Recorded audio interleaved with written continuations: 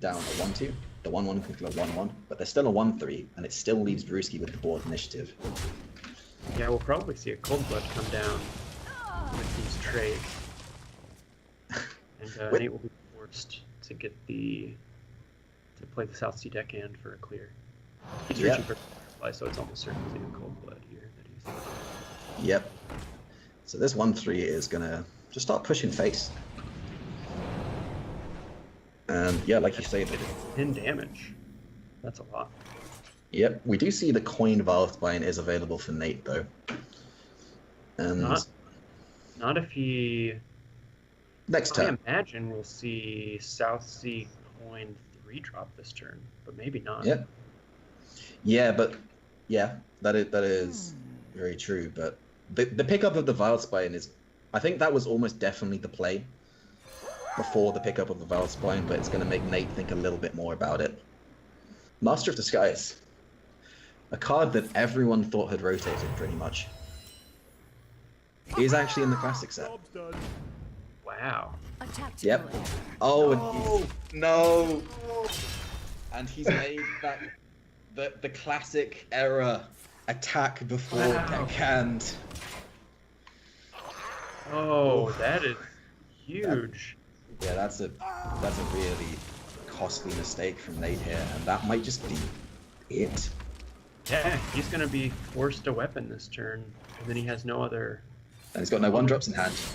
And that was essentially just a free. That was a 5 damage mistake. And when you're and tempo. Yeah, 5 damage. Like, Brucey's just gonna play a tempo 3-4 here, and it's not gonna really make a difference. I don't think anything they can do here. With the 6 damage here is presented on board with the 3-1 and the dagger is just going to mean that Brucey has lethal. This is going to be just a clean sweep. Yeah. With a Leroy Jenkins, he could have stayed alive this turn by trading into the Vile Spine, but it was. That would have been at 1 because the whelps would have hit him in the face. Exactly. Yeah. And then you're still dead to just the dagger on the following turn. Your opponent's at 25, and you've used your main form of burn, and there it is. That is the first match of the series, and Brewski is going to advance with just a nice 3-0 score, and that was a fairly costly mistake, I'm going to say.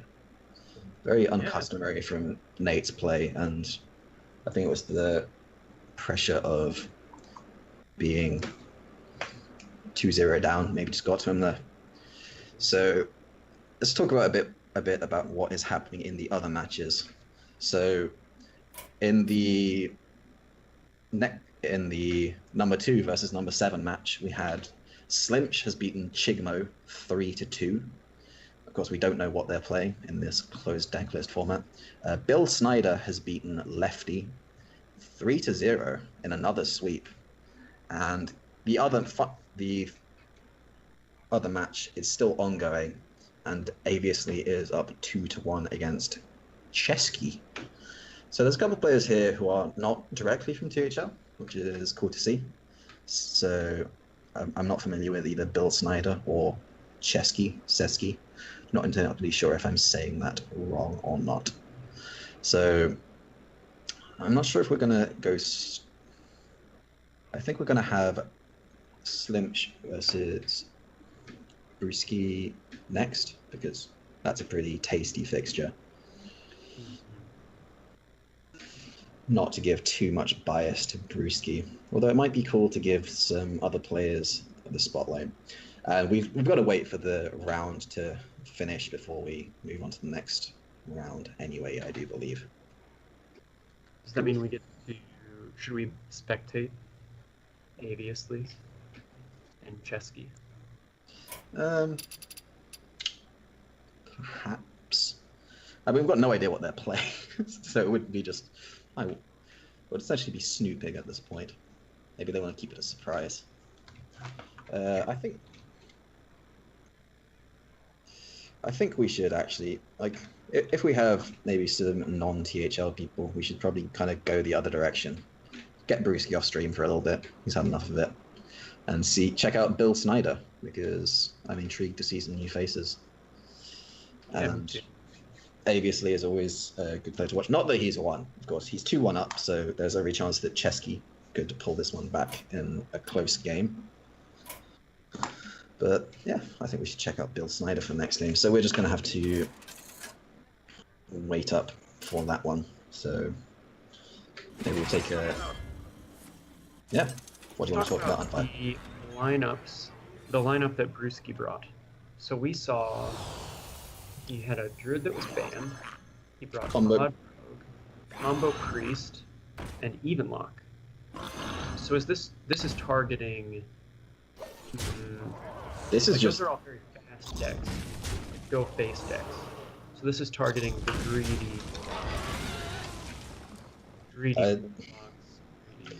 It's kind of like a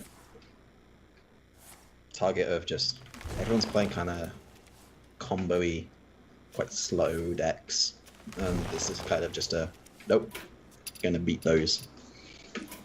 We did see we didn't get to see what warrior Neat was playing, and I've got to imagine that would have actually done quite. Would have done quite well against the rogue, because well, I don't know what the warrior even was, because we didn't get to see it. I was really hoping it was going to be an odd warrior, because that does. Before the match started, you mentioned we might see an odd warrior versus, what did you say, control warlock match? No. As it turned out, the warlock from Brewski was a even lock rather than a control warlock, so we wouldn't have got to see that matchup. And the even warlock versus odd warrior matchup is finicky. Like, it's a bit even lock favored, but it does very much just depend on how the odd warrior is built. Like, you can have stuff like Big Game Hunter can be a huge deal in that matchup. Whether the even warlock gets a Geist to destroy your shield slams before you get to play them. Geisting a Mega Assembly is a huge deal as well. That card is insane, because it's just value for slower warriors, which they have never really had before.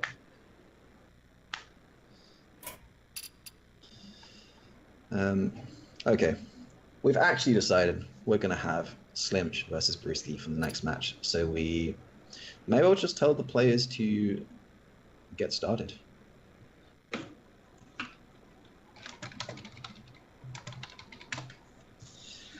So we need to find out what classes the players are playing first, as well as the bans. So we're going to have a little bit of time waiting for those to come in. Of course, we already know what Brewski is playing, but we don't know what Slimch is going to be playing. That's true. Hopefully Slimch doesn't know what Brewski is playing from watching this stream. It's a possibility. Of course, Slimch is a man of integrity. We know this. He could have tuned in while he was waiting for the other match to start. We don't know this. Has Slimch been on a rag team these past couple seasons? He did take a season off the previous season because he wasn't feeling that meta in particular, wasn't enjoying it as much. And in the season before that, I think it was because of the previous season, he had like a pretty poor season by Slimch's very high standards, playing for Noob Central. Noob Central, the team who destroy good players. Yes. You know if he's back this season? I believe he is back this season. So interesting. I haven't gotten to see Slimch in his prime because I've only been in THL for 2 seasons. I've only been in it for 3 seasons, and I kind of like he may have been really good in my first season, but I may have just not been paying as much attention to what was like. I don't think he was in the same conference as me, so I just kind of missed it. I wasn't as involved as I was now. Looks like we should head over to Aviously's game, since it sounds like one of the players. Yeah, Brewski's just gonna have a little break, as he's just had he's got to relax after just kind of slaying another game. Well played. And it does turn out that I cannot spectate Aviously. I'm able to spectate Aviously, but not Chesky. I just sent him a message. Oh, I do not even have Chesky on my friends list. So I should probably... He's currently ranked 21 legend. Well, good stuff. Very good stuff indeed. It looks like Aviously just lost game number 4, I think. So we're going to see game number 5 come in. According to me, Chesky's a rank 22 legend, so he's kind of decayed up while he's been playing. Don't you just love it when that happens? Everyone else kind of loses and drops below you, what without you doing anything. That is my absolute favorite. So we've got some... Is everyone a legend at the moment who's playing? Aviously is, Brewski is, Chesky is. Who are the other two? Oh, Slimsh is at rank 1. Unlucky. Bill Snyder, I don't have on my friends list, so I can't check. Then...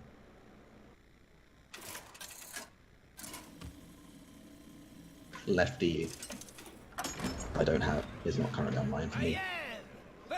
Oh, and Nate is not. But None can escape my if Bill fury. Snyder is, then we could have almost all Hail, legend friend. top 4. And some quite high legends. And I cannot get into the spectator. It's been loading for the past 30 seconds or so, so I just think it's not working. So I'm going to restart. Well, after. okay. If Donnie is spectating, then our audience will see that Aviously is on Quest Rogue, and Ooh. Chesky is on Shutterwalk Shaman. And this looks to be not Tempo Shutterwalk that we've seen crop up with, is it Ike's build, and another popularized this build. But it's not that. This is Farsight, MC Tech, Zola, Healing Rain, Shutterwalk Shaman. Just good old OTK Shutterwalk. My favorite deck in the game. I actually don't know who's favored in this match. I think it should be the Quest Rogue. It's not a matchup I've ever played, personally, because not many people really play Quest Rogue at the moment, or ever. But I think just the speed that the Quest Rogue can go off versus the speed that Shutterwalk can go off is just a little bit faster. Might be right. And Quest Rogue did get the new tool of Giggling Inventor. I don't know if you've ever played against a Quest Rogue in this modern meta, but there is nothing worse than having your opponent pay 5 mana for 2 4/4s with Taunt and Divine Shield, and another 4/4. Yeah, that's really rather If obnoxious. they have, and then they can always bounce the middle 4/4. It leaves the Annoyatrons, and then they spawn more 4/4s with Taunts and Divine Shield. And there is also the, with the, they can go, and of course, no, the big thing is once Valera is up, they can go infinite with Vicious Scale Hides. So just kill for 4 and generate infinite resources. And the really obnoxious thing is, even if the Hagatha Battle, like the Hagatha Battle Destroy good players, can actually be really important in this matchup. Yes, it's off twice. Now it actually has 3 times to clear the board because of the...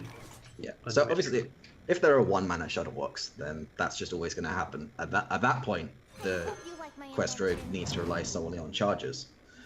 But that's, like I said, it's a lot of setup, and the Quest Rogue is moving quite quickly here, while the Shaman is not. That was a brave move. Aviously has been bouncing this Giggling Inventor. He's that was his 3rd time Ooh. playing one, but he just played it without bouncing it. Yeah, that's... A Lightning Storm or a Volcano. Would have Or just put a in- Grumble mind control tech to steal the Giggling Inventor. Is that what we're about to see?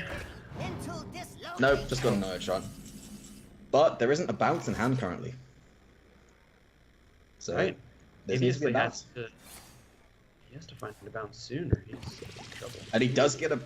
I mean, the prep is a bounce, but Yeah, do you really want? Do you really want to vanish a Grumble? I think it's fine. You actually mill the Shutterwalk. From Aviously's perspective, he could. Yeah, you Just do. Shutterwalk. You do mill a card. But as we can see, the Shutterwalk is in hand, and obviously milling a card from Shutterwalk is often good. Manatide is kind of it's an okay one to mill. Be the worst one to mill, maybe. Like it's an okay one to mill. I mean, it's like card draw. Like Yes. Chesky can. I'm surprised he didn't sound like chain gang before the Grumble, just to get another Saronite in hand. I guess he was worried about hand issues, space issues, but he could have just played one. Yeah, but he could still have played one of the returned from hand, and it would have been fine. So really, Chesky has played, and he's played Saronites, he's played Grumble. So really, Shutterwalk is now theoretically playable to go infinite. He hasn't played a Life Drinker though. Yes, but I think what he's thinking about is he's adamant. He's on the fatigue plan almost until he draws a life drink. He obviously wants the life drink comes to hand. That's great. But with the Hagatha Battle Cry, he can just clear Aviously's board, assuming that Shutterwalk goes infinite, which does look like he's kind of banking on this point. Now that the quest is completed, now is where things start getting irritating. He's also played a lot of mind control techs. That's So- a good. And he can play. No, he can play. Grumble's still alive. He can just play Shutterwalk. He's guaranteed it. Yeah. Aviously's gonna have a hard time winning this game now, I think. Oh, well, I mean, there are a lot of things like there's boars. You can never discount the amount of damage that that Questro can do from hand with Vanish or all that kind of stuff. But here we go. All right, Zola. Yep, and the Saronites go off before the Grumble. And now it's just gonna be now it's just the hand size issues. How do you navigate this? Because I think he will. Like you want to play a second Shutterwalk to kill off these Noyatrons.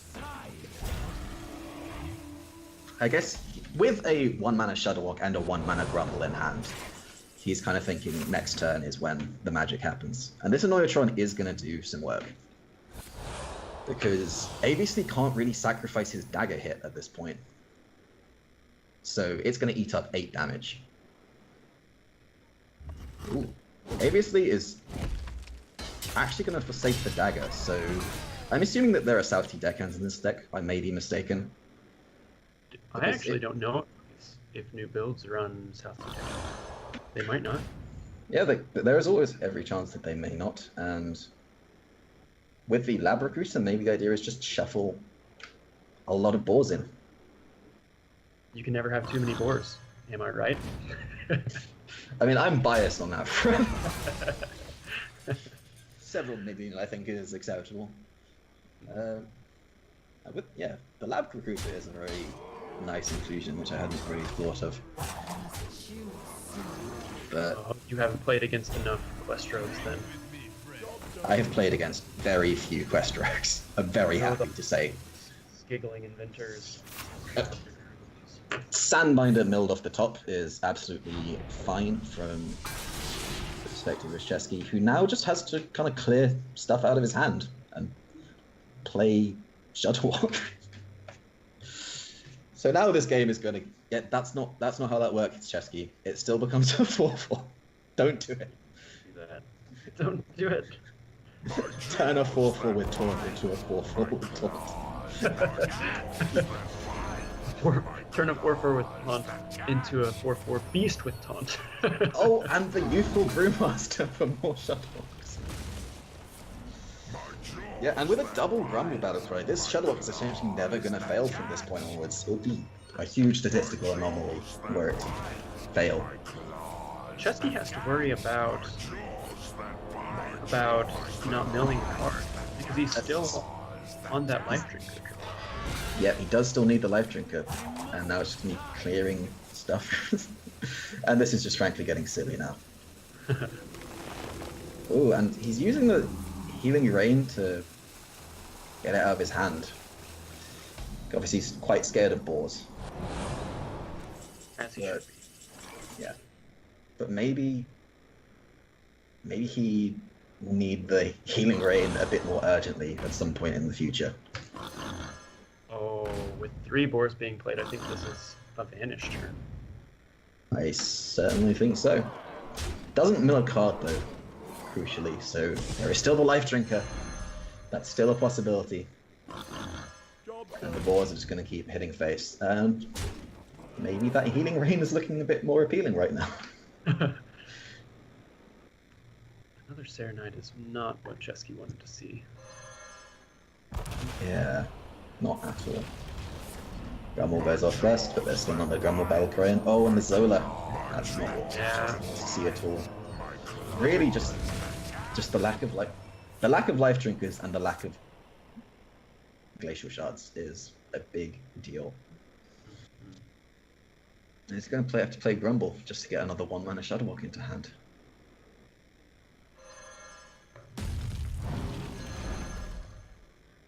And these hand size issues are really adding up for Chesky, which is kind of the big difficulty of playing Hagatha. We're just going to have Shadowwalk Grumble, Shadowwalk Grumble, Shadowwalk Grumble.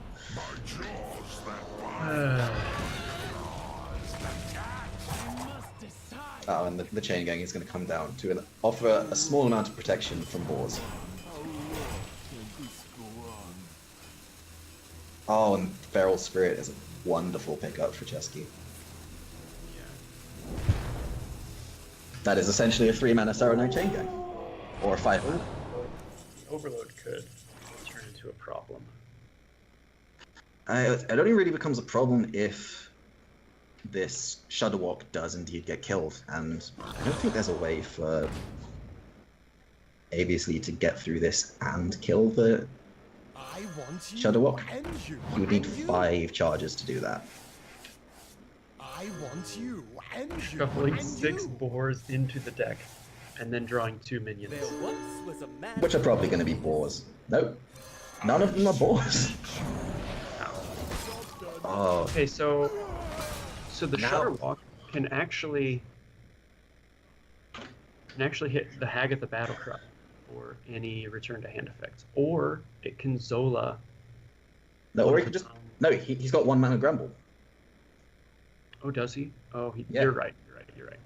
Yeah, For some reason, I so- thought that was a one Shudderwalk in his hand. Yeah, so what he can actually do is he can go... Shudderwalk was the first minion played, so Grumble is going to return Shudderwalk to hand and burn the... It's going to burn the Chain Gangs, though, unless he plays something else from hand. I think he's okay burning a Chain Gang or 2. He could actually... no, he could Youthful Brewmaster the Chain Gang, Grumble, Shudderwalk, and then play the Chain Gang again. This is a clown fiesta right now. It is. The exact. Oh, this is Wow, that was dangerous. He could have hit the Zola Battlecry first, not gotten back this 1-mana Grumble, and you're just in a load of trouble next turn.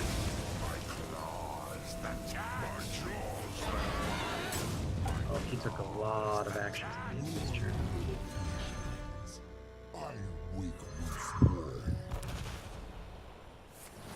The Zola's gone off. Yeah, there's no 1-mana Shadowwalks. Is he able to Or dump? Grapples. Is he able to dump a card? Is he burning? I believe he's dead.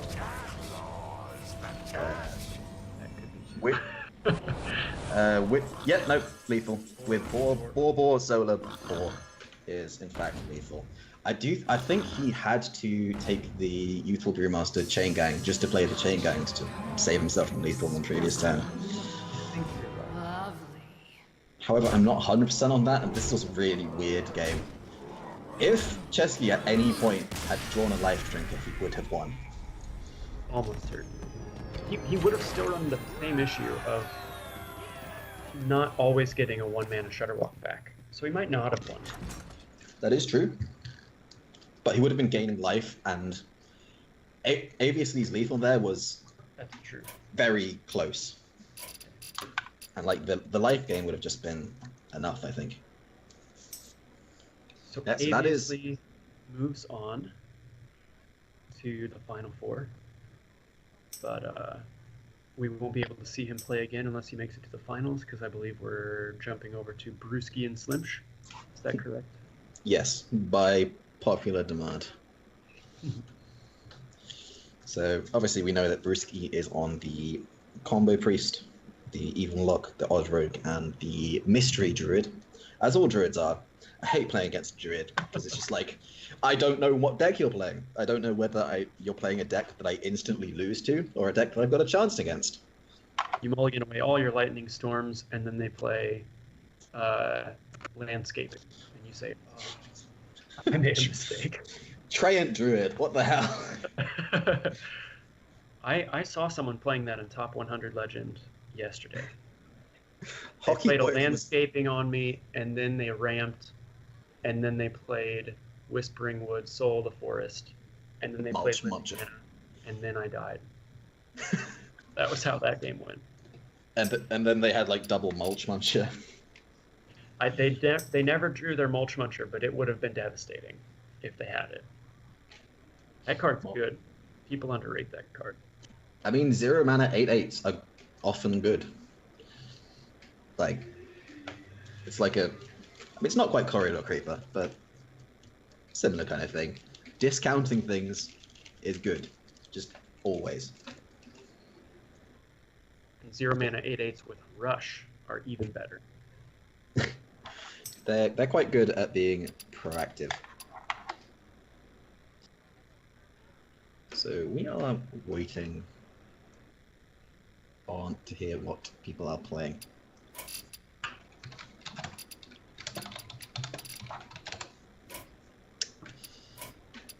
Okay. Turns out players are starting, but we have not been informed of what the classes are. Here we go. Yeah, so we are going to have... So we're going to get into the match, and then we're going to talk about things, possibly in between games 1 and 2. So we're going to have Slimch on the bottom of your screens, and we're going to have Brewski reprising his position on top. So up first, we can see Brewski's on the Druid. It has not been banned, and this looks very much like a Malygos Druid to me. We can see Fluke, we saw Moonfires, we saw all that good stuff. Although there is a copy of Fluke's Glorious Group, which is quite interesting, and it looks like Slimch is just going for Aggro Mage. And not the worst opening hand, not the best, but not the worst. He does have a Coin Arcanologist into a Sorcerer's Apprentice, into spells, as it were. Seems like a good opener. No Mana Worm, though. Yeah, no Mana Worm is always, you know, unfortunate. So it looks like Brewski's Priest was banned, the combo Priest we saw earlier. Yep. And Slimsh is bringing Mage, Rogue, Warlock, and he has a Hunter. Yes. So again, with the Death Rattle Hunter most likely banned. So there is a Mystery Hunter, a secret Mage, and then a Rogue and a Warlock. And with a kind of Death Rattle Hunter and a Secret Mage, I've got to assume that's an Odd Rogue and that's an Even Lock. Again, going for the kind of fast strategy. And he's got a pretty fast opening. Oh, Cinderstorm for 0 mana is often pretty good when you're a burn deck. True. But Druid is very favored historically against Yes, this is not... sorts of burn decks with all the armor gain, so... Yep. Counterspell is a really big deal in this matchup, though. I'm really surprised that we didn't see the Cinderstorm played. I mean, you want that to be going face, right? Maybe he's saving it for something like Giggling Inventor? That is a possibility. That goddamn giggling inventor. Twig on 4, however. That's a good play, I've heard. Yep, Twig, very good card. I would highly recommend just playing it all the time. Wow, that is so Slimsh can much do damage. 15 damage. 15 damage from hand with 20, and then Fireball Ping is lethal on the following turn. You've got to go for it, right? That's so Yeah. much damage. No, I disagree with the runes. Wow. Very much. Runes just has very little impact against Druid when they run so few minions. It's gonna hit the Giggling Inventor, admittedly, which will do That another does 5 5 damage to face. Which is how much he was going to do with his first.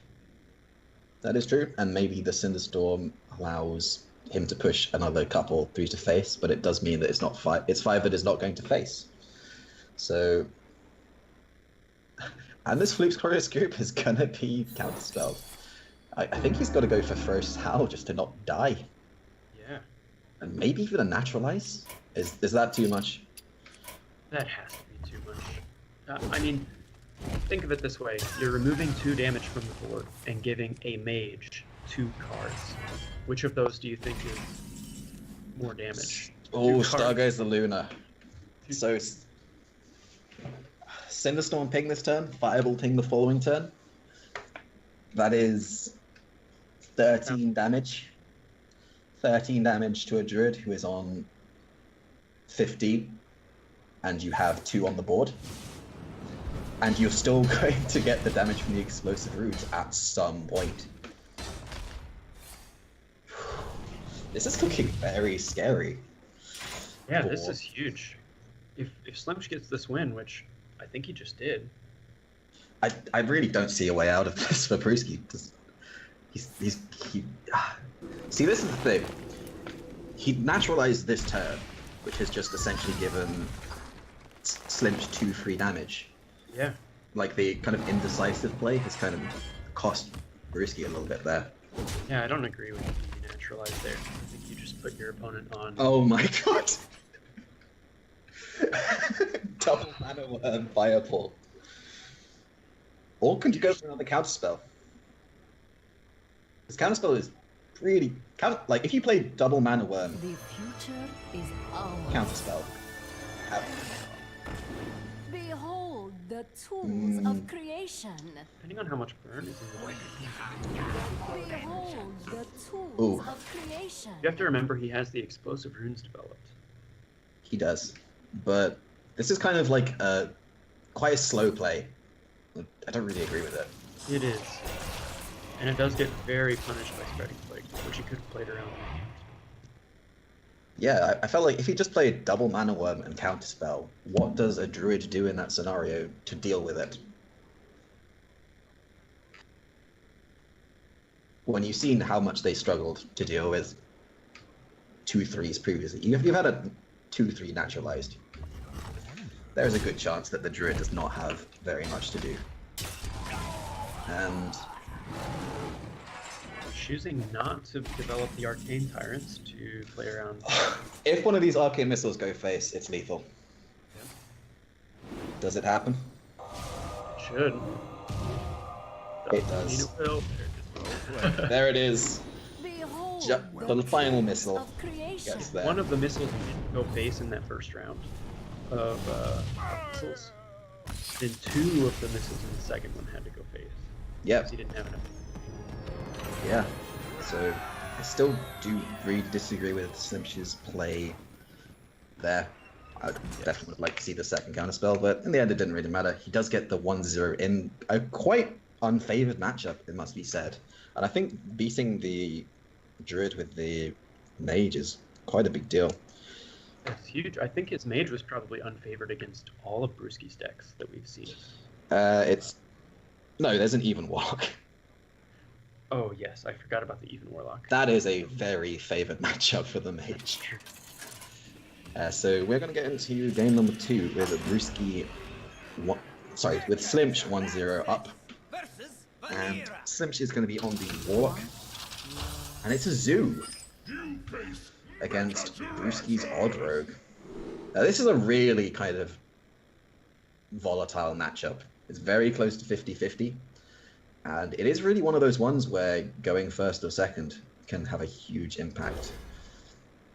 If the Rogue is going second and they have coin SA7 agent, that can be a really big deal.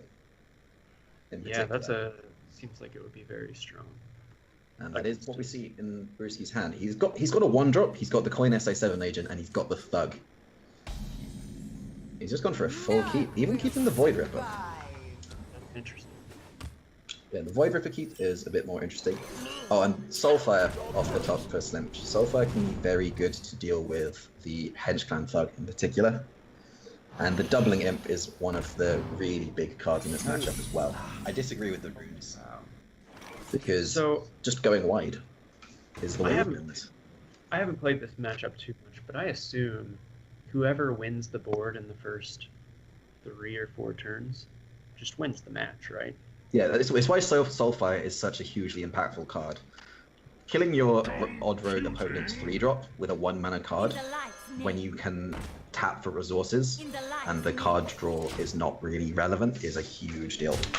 And yep, so Slimsh kind of acknowledges that the key to victory here is going wide and not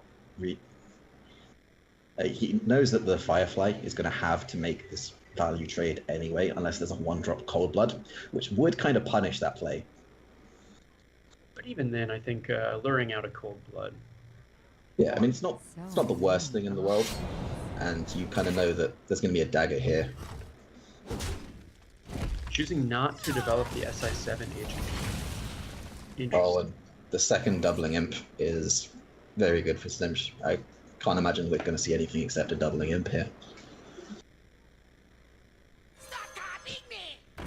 Golden Double. Chooses to play that one instead of... Yes, you really got to play the golden cards first. And I think we're going to see a 1-drop coin SA7 agent dagger down with the 1-drop into SA7 agent on the following turn. Things are looking still very promising for Brewski. This is what I mean about this matchup is so close. There are so many little things which can kind of go one way or the other. Both players have had really good opening hands. He chose to play the Flame Elemental there, I think, because it's not dead on board, but if the Light Warden gets buffed at all, then it dies. Like Yeah. the Dire Maul or the Flame Elemental died. Plus, there's also the aspect of Slimsh knows that the Flame Elemental is in hand. He doesn't know that there's a Dire Maul in hand. And it's just like giving away extra information about your hand for really no benefit. This guy's toast. Okay, so with this trade... Ooh. Prince is... Prince Kalaseth is always a good card. Yes. Proof is found in And just gonna see what comes up. 2/4 Voidwalker.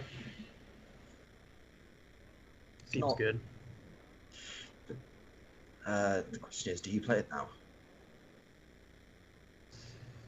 Hmm. And how are you making these trades is the other question. This is a very difficult turn. It feels like. Yeah, this is a huge decision. Choosing I do think playing the Voidwalker is correct, and he actually chooses to double trade into the SA7 agent because the Voidwalker is not dead on board. But the Void Ripper here... Wait, is there a way of doing this Void Ripper? There's no full clear because the 2/1 will turn into a 1/2. Yeah, that's quite... But he can clear Gosh. almost everything. Yeah. Develop dagger, stay out on board.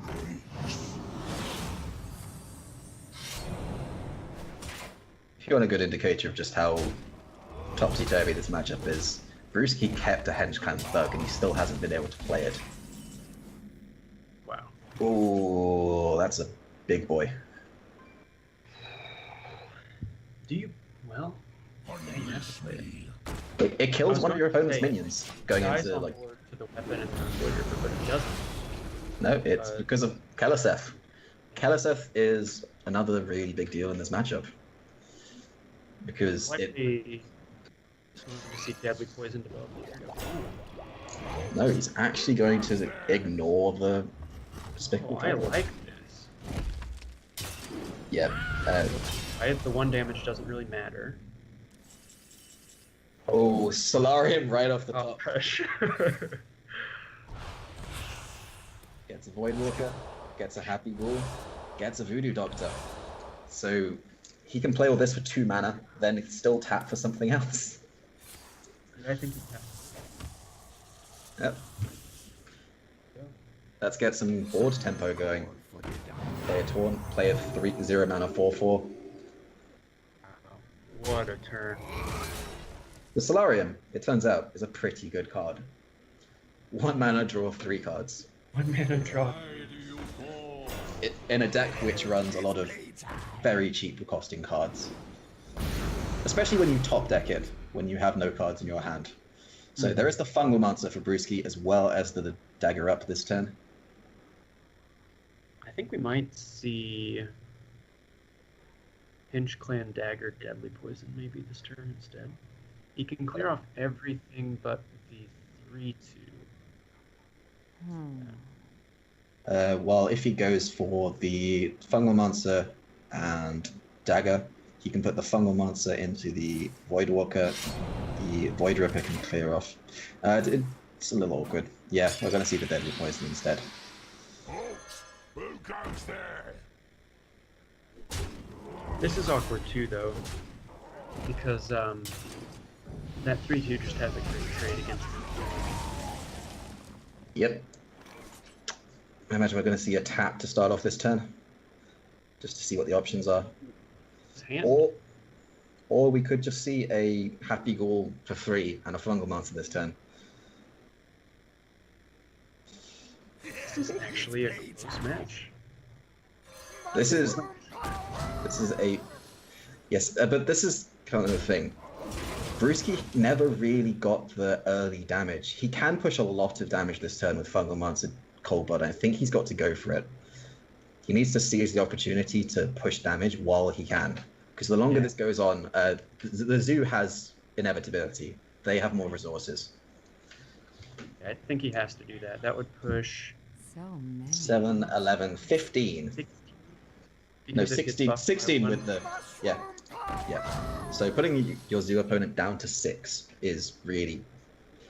Like, if he trades here, I think he loses the game. And this Cold Blood is probably not getting...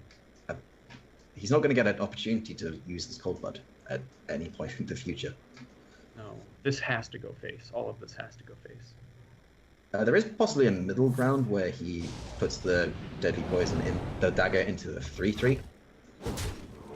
Because he does get that would get a very nice trade onto the 2/2. That's true. This forces the trade with the 6/6. And now this Flame Whip is looking pretty... And now Slimsh has to decide whether or not to tap every turn. That's not an easy decision. Yep, so the 6/6 obviously is killing this 12/5. Yes, that has to happen, or he dies. Yep, and I the don't think he can play this Flame Imp. Yeah, because playing the Flame Whip doesn't even set up lethal. Wait. Does anything set up lethal? He has to play this Flame Imp because he wants to set up lethal with Doomguard, I assume. Oh my god, Myra's Unstable Element. Actually, wait a minute, that's not game. Okay, if he gets damage, which he did. If he got Cold Blood and a Salty Deckhand, so that is in fact the game. If Slimsh had top decked a 6/8 Doomguard, If Slimsh had at any point... Yeah, no. Would have been Yeah. The thing is, though, if Slimsh had at any point drawn Saramang Chenga, he would have won. Sure. Because that with the Keleseth buff just shuts out Odd Road completely. Especially one that is completely out of cards until they draw Myra's Unstable Element. So that puts the game at 1-1. Very well played there by both players, I think. Yeah, it's such a topsy-turvy matchup, like I said. Both players very much have a chance to win. Both players did draw quite well, and they both played very well. In such a scenario, it comes down to the little things. Like, Brewski took the opportunity to push a lot of damage, and really that was what sealed the game for him. And what we're going to see now is Slimch is going to stick with the Zoo, and Brewski is going to be on his Even Warlock. And this is not a good matchup for Zoo. You face Mechadiraxus! Interesting. I actually didn't know how this matchup played out. I mean, when an Even Warlock has double Hellfire Zoo, Doomsayer Defile in their opening hand, that's a bad matchup. Like, Slims does have a very aggressive opener, which is exactly what you need in this. You need to just kill them before they get a chance to play their stuff. Because once 4 mana 7/7s come down, you lose. Yeah. I think we can see And that the turn 2 Doomsayer is just gonna die. yeah, but it soaks up 7 damage. That's pretty good. In the light. Yeah. Slim wisely not playing the Kobold Librarian into Defile. Good. Oh, and now Brewski does have the option. Does he play the Doomsayer or does he tap going for the Giant? He's really got to play the Doomsayer. Well, he needs to coin Hellfire next turn. Every time. So he can tap to go for the Giant. Yeah. Slim Now- here knows that coin Hellfire is a possibility. He also knows Defile is a possibility. So Yeah. I Yeah. imagine he holds back everything here. Yeah, I don't think he plays anything else. But yeah, that's 7 damage, which just could have gone face. And you really wanted it to go face because now coin Hellfire is going to happen anyway. And you Right. just missed that much damage. But if you didn't put it, then they didn't need to coin Hellfire and they're just going to clear out your next spot. That's why this matchup is very unpleasant for Azu. Yeah. Like, you've got to make those kind of decisions where either way you kind of just are in a bad position. And this is Choosing Agreed. to take 7, potentially more damage from this board Yeah. to get better Hellfire? I quite like just playing the Fungal Enchanter. Me too. I think just playing something is probably necessary. Just like tapping and being passive again is not proactive enough. And it does look like Brewski was going for he's trying to be greedy. He's got a clear in hand. He's just waiting to see if you did something because you just tapped the previous turn. Yeah, I think he No. might have even moused over coin. Okay. This is kind of another middle ground play. Keep tapping to kind of fill up your hand with resources. Get your opponent to 16 health. So Slimch must think that a Hooked Reaver is coming down this turn, right? Brewski was very greedy, seemed willing to take that 7 damage on board. Yep. Brewski is playing like someone who's got a hook tree in hand, which makes it Yeah. more amusing that he doesn't. Exactly. Alright, so Co-Librarian.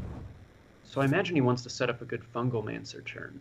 Yeah, so with the Voodoo Doctor, Fungal Enchanter, Happy Ghoul, he can play around Defile with 1 and 3 health minions. Or just Fungal Enchanter. It's playtime. This does kind of pretty strongly play into the second Hellfire, but you can't really play around second Hellfire already. And coin second Doomsayer. Brewski has he's drawn none of the threatening cards in this matchup, and he's instead just drawn all of his board clears. If Brewski doesn't find heal soon, he's gonna be dead to like Leroy plus Soulfire, Doomguard plus Soulfire. Yeah, well, this is the thing. From Slims, we haven't seen what kind of big charge minions he actually runs. True. We don't know if there's Doomguards or Leroy. Or both, as it may be. We just didn't see any of it in the previous matchup. He's just going to have to play a 8/8 Giant. And Slims can actually develop quite a lot here. If he just plays doubling imp, quadrupling imp, as it were, he's seen both Hellfires. If he just doesn't play the Voodoo Doctor, he's got Fungal Monster in hand. Fungal Monster is almost definitely going to hit something quite substantial. I imagine we're going to see, like, Brewski's going to be forced into a Mossy Horror here, as well as possibly a trade. So, at this point, Fungal Monster Soulfire will be lethal on the following turn. If he can get a Soulfire, yes. Yeah. He can tap for it. He has enough mana to tap. Yeah, he will have the mana to tap Fungal Monster Soulfire. So there will be 2 draws available. Yep, that will happen. Still, Brewski still isn't setting up lethal with this play. He is not. And actually the Chain Gang is a really good pickup here. Because with both Hellfires gone, Brewski can't just Hellfire it away. Second Mossy Horror can take it out. He can also trade the Mossy Horror into the Chain Gang to get a 1 health minion for Defile. Like he was tapping for lethal there. Yes, I imagine. If you have lethal, you want to tap for it. But there's no 2 health minion. It's true. And this trade makes it where he can't develop a 2 health minion. So we could see something like Defile then Dread Infernal here. It clears off the opposing board, lets 2 damage go face. Yeah. Sets up lethal the following turn. I think I would have liked to see So many possibilities. the 4 attack go face. Because this... So I think the reasoning is that the Giant could have traded into one of these Chain Gangs and created a 2 health minion. The Giant would have been 2 health. Ah, okay, of course. Okay, that does make sense. Possibilities. Yeah, I think Defile, Dread Infernal has to be the play here. It gives you board initiative and sets up... Doesn't even set up lethal though. Yeah, I was thinking it did, but it doesn't quite set up. I think it's 1 off lethal. Oh, Interesting. Developing a taunt. fairly big taunt to that. Yeah. There is the Doom Guard. And now, what do you do as Slimsh? I really like that Defile Drake play. I think it may it's have just... smart. I think it just saved him. Yeah, I think it just shut Slimsh out of the game. Can Fungal Monster? Can Dreadlord? This feels bad. It does, but I think it's the most proactive play, essentially. Brewski gets another taunt, and the Vulgar Homunculus right off the top, but still can't set up lethal. Both players are just kind of scrambling to try and get lethal there. He has lethal with Demonic Project into Doomguard. Ah, yes, of course. Of course. That old play. Mm-hmm. And now, this is such a weird game of chicken. Both players trying to find ways to get lethal, but without committing in a way that will allow their opponent to get lethal. And like games like this matchup is very rarely this back and forth. It's normally either like the Zoo needs a huge blowout to get the win, or the even lock will normally just blow them out. Interesting. Okay, and this does set up the lethal. This isn't just lethal for Slimsh, is it now? With if the Doomguard doesn't discard the Fungalmancer, okay, It does. it would have been lethal. If that, or no. I keep miscalculating. And that is... it's not lethal. It's one off. Gosh. Demonic Project into another Dread Infernal or a Doom Guard. I think he has to do it. Or I do you think it's tap for the second Dread Infernal, if there is one? I think he's going for this Demonic Project. you can do this first. Yes, that's a taunt! That's a play. It's a taunt! Oh wow. Does he tap? You can't tap or you're dead to Soulfire. No, but your opponent can't tap. Wait. But Oh my gosh. then do you attack so your opponent can't tap? Or do you... No, you... Oh my god. Wow. Wow. What a game, Robobson. This is What an a incredible game game. this has been. Fungal Enchanter!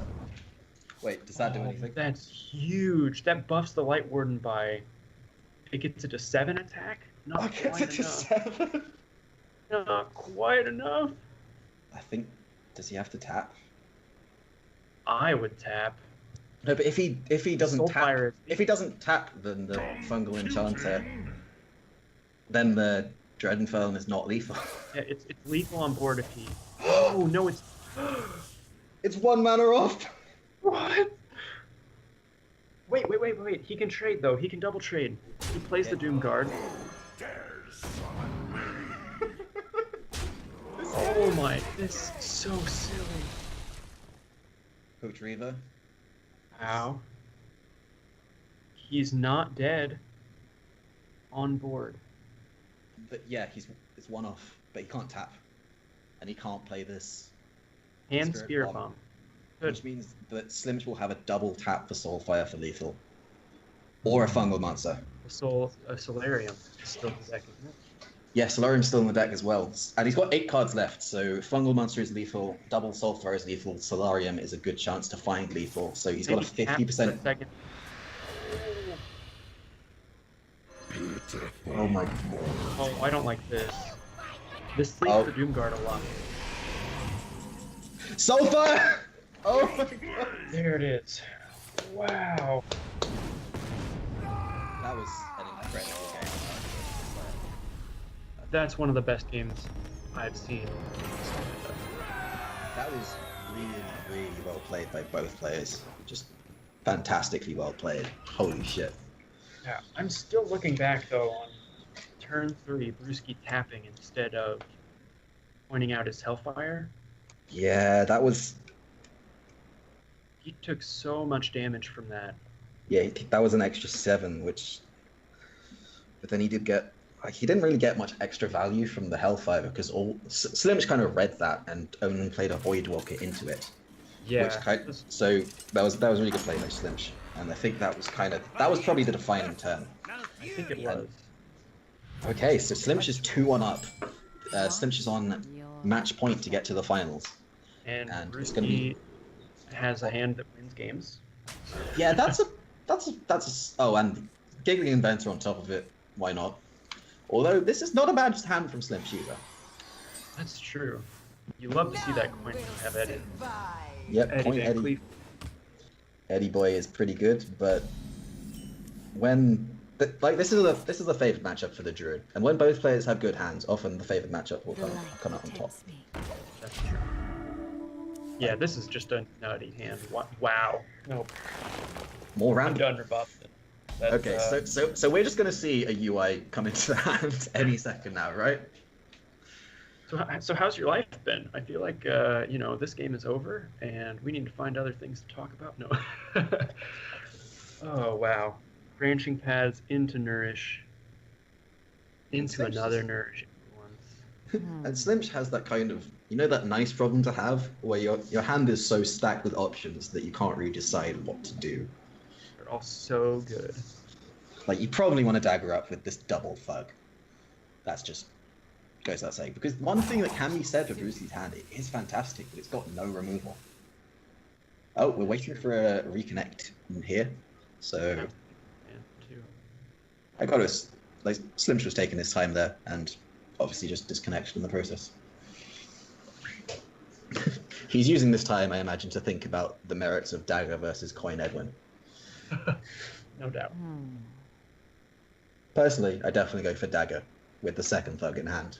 I, Like you can go Dagger into Thug, into Coin, Dagger, Thug. That's a lot of thugs. there's a lot of thugs. Those get very big very fast. And- That can actually be a big problem for Brewski, even though he has this incredible hand. He does. You're right that he doesn't have any way to deal with these thugs. He does have the branching paths to draw into ways to remove, and he has the second nourish to draw into ways, as well as the giggling event to stall. But all the time while you're drawing for answers and stalling, the thugs are just getting bigger and bigger. To the point where spellstones don't even answer it anymore. Right. Is Odrogue favored in this matchup? Surely No, it's Manny Druid favored. Odrogue is favored against some druids, but not others. I think it's... Giggling Inventor has really shifted the matchup more. It was favored pre-expansion, and Giggling Inventor and Floop have just made it more druid favored, I believe. Oh, we're back. We're back in the room, and Slimch is back to his decision. And he's going for the dagger. Although I imagine we're not going to see the dagger pushed, and that is indeed the case. So Branching Paths is going to be drawing some cards here, because Brewski really needs some removal. He's just seen the dagger kept, which is the universal symbol for Henge Clan Thug incoming. And I believe Slimch kept the leftmost Thug in his hand. that sounds correct. So he should probably be playing that one. Play the kept card, don't play the top deck one. Otherwise they know that something else is good in your hand. And Brewski, he's got the nourish, but he does not have removal. May even be forced to swipe this. I would swipe this. It doesn't get much better. The question is, do you Moonfire after the swipe? I quite like keeping the 1/1 alive. It's going to make Shredding Plague better in the future. What? Like, imagine if he doesn't swipe this, and imagine if Coin Fungalmancer was in the hand. That's just but- GG. It's game over every day. Oh my gosh. Now this is kind of the worst of both worlds kind of play. Coin, I really don't dislike Coin Vile Spining one of these 1/2s, hitting with the Argent Squire and dagger down the other one, and then just Henge Clan Thug in the face. Probably not getting any better Val. No, I really don't like the Tar Creeper in the slightest. Interesting. Yeah. I wonder what the reasoning behind that Tar Creeper is. So Brewski now knows Fungalmancer is for sure not in the hand. I feel like that would Yeah. have been played every time. Yeah, I do like not hitting in with the Henge Clan Thug there, just to take away the possibility of... Maybe he's thinking about the possibility of bump swipe. Bump, swipe.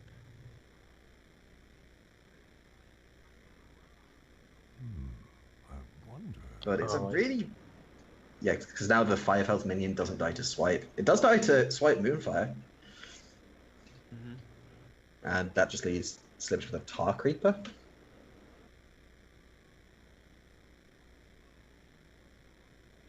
Can anything be done with Loop's Glorious Goop this turn? So if he plays Floop's Glorious Gloop, then swipe Moonfire, he'll go down to 1, then he'll go up to 3. No, because you can't kill off the Tar Creeper. If he could kill off the Tar Creeper as well, then he could have done that and then played Nourish. That would have been but he needed the hero power in order to kill the Tar Creeper. Yeah, he needed the post. Right, but now we do have Thug Hero Power. Ooh, Cold Blood as well. This is so interesting. Brewski had these nourishes from the very beginning, He just and hasn't he been just able hasn't had the time to develop either of them. to. Yeah. And now, Slimch has seen that previous thug get dealt with a lot of difficulty. And now we're back to kind of square one for Brewski, in that he can't. There is the natural ice, and there is the UI, and the Twick. Do you ever play Open? I think this is Big Edwin time. You can coin SI face, Deadly Poison Edwin, or coin SI7 face, Cold Blooded Edwin. Would be Or possibly more efficient. South Sea Deckhand, Cold Blood, Deadly Poison, Coin Dagger Edwin, I think. Is that all possible? No. The Brotherhood It's a lot of damage. It is, and that's Big Edwin. And he's just seen a naturalized plate. Yep, he's naturalized, which came off a nourish for draw rather than for ramp. And I think that's a good indicator of just how weak Brewski's hand was. Like, he does have a UI playable next turn. Like, if he nourishes, then he can't really do anything else. And much more importantly, he can't deal with this Edwin. I wonder. Oh my gosh. And this coin Valspine. Lich King in the 6-1 with a dagger possibility. What is Valspine? Oh yeah. Valspine Slayer is a very good answer to Lich King's Ironfire. You know, I forget about these things. This guy's toast. I don't know how I forget about them. Yep, so Spreading Plague is going to have to come down here. Yeah, every time. And I think the Spreading Plague will be lethal with the Void Ripper. He can kill one with the 6-1, then Void Ripper, kill 2 more with the minions, SO7, the final one, and then Edwin will go face. So, And Spreading Plague... Spreading Plague plus Death Coil? Into, like, the Vile Spine? Then it wouldn't... Oh, then it would still be lethal because SI7 agent. My bad. You might have just said that. What to do? Yeah, the SO7 agent will still allow it. Or just dagger into one of the 5-1s as well is an option. Basically, what I'm saying is there's a lot of lethal. Yeah, so that looks like it's going to be a Rio Flinch. No, 3-1. There was the odd rogue defeating the zoo. You're right. Yep, so let's just see if let's see if Slimch does see the lethal first. He's got to attack with the deckhand. Oh, actually, no, he doesn't even need to attack with the deckhand first. It doesn't matter. Void Ripper SI weapon. It's lethal. Indeed. If Slimch sees it. Oh, okay, that's fine. Yeah, this is all part of the master plan. Void Ripper's Yep, the Void Ripper. It's gonna go. The SO7's gonna kill one. This guy's toast. That's gonna kill another. And Edwin's gonna go face. Like you say, Ironfire. On the coin. Big Eddie. Wins games. Yeah. Slimch is going through to the final. Double Hinge Clan Thug didn't hurt. Yeah, that was pretty good. It was pretty Yeah. juicy. That Torque Reaper play actually seems pretty good in retrospect. Like, that forced out a swipe and a Moonfire from Brewski. Yeah. Yeah, like we did say, Brewski had a phenomenal hand for kind of slower matchups, but not for that matchup in particular. Like, he had the ramp, but he couldn't play the ramp because he was using his removal at the same time. Mm-hmm. So the Nourish kind of went so long unplayed that by the time he drew Ultimate Infestation, like, he had to use Nourish to draw, which was basically the universal sign for help. Right. I think that turn he played Giggling Inventor was a missed opportunity. He could have either cleared or ramped his mana with Nourish. Yeah, I felt like Giggling Inventor was the third best play. Right. That forced him into a removal turn the following turn. Yeah, it was a stall. It wasn't a win the game play. Right. That was like, yeah. I would like to see how that game would go with. Yeah, I mean, that was like one of the few questionable turns from like either player throughout the match. Really, Yeah, that was a for the most very good part, match. very well played. Like that Zoo versus Even Look matches was just exceptional. I've got to say. So it looks like Brewski's going to be walking home with 7 Boomsday Project packs. Oh yeah, because this is the THL Boomsday Project launch tournament. So the players are playing for something here. There will be prizes for first to fourth place. Brewski has taken the third or fourth place, whichever. And Bill Snyder, it looks like, lost 1-3 to Aviously. So he's also walking home with 7 Boomsday packs. Yeah, of course, it's the first day. It's early days of the expansion. A lot of people will still be missing cards, so pretty much all packs are welcome. I still haven't crafted Myra's Unstable Element, so that's a pretty important one. Maybe one of these players will open that in their packs. And of course, the second place, which will be between Slimch and Aviously in the final, the losing player in that match, will get 11 packs of the Boomsday Project, while the first place will get 15. So, packs. This may not be a HCT event, but there's still something to play for Iron Fire. I mean, it's not exactly playoffs, which you will be preparing for at some point in the future. yes. But bragging rights is a big deal in any tournament. Yep, just winning feels good. It's why we play a game. It is. We play this game to win, as well as to have fun, and often it's because winning is inherently fun. So we're waiting for classes from Aviously, as we have not seen as yet. So, Ironfire, if you were playing in this tournament, what would you have brought? What have you been playing so far in the new expansion? Let's see. I've been playing a lot of the weird new stuff. I've been trying this APM Priest, but a lot of the I've yet builds to I've play that. been slow and terrible. Have you tried the simulator online? No. What is this? Basically someone coded a APM Priest simulator. So you put in the number of taunts, whether they have defined shield, which the number of each combo piece you have in your hand.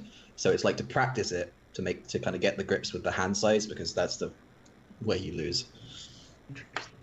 So it's a way of doing it, or practicing it without tanking your rank essentially. Yes, I tanked my rank a lot one day. Priest, it was not a good thing. Yeah, it's not a good deck to start with. Then you've got to be really good at it to make it work. Mm-hmm. Which is not a good combination of things if you want to gain ranks. Correct. So I've been playing a lot of Control Lock as well. I think that deck's very fun. Oh, yeah. But I don't think it really has longevity. Really? I think it's really good. I think the Odd Rogues and the Death Rattle Hunters. Oh yeah, Death Rattle Hunter is a terrible matchup for it. Yeah. Even like a Floop Malyghost Druid, rather than the Dream Petal Forest versions of Malyghost Druid, it's very hard to land your demonic projects. Yeah, I've kind of found that. The Demonic Project is one of those cards that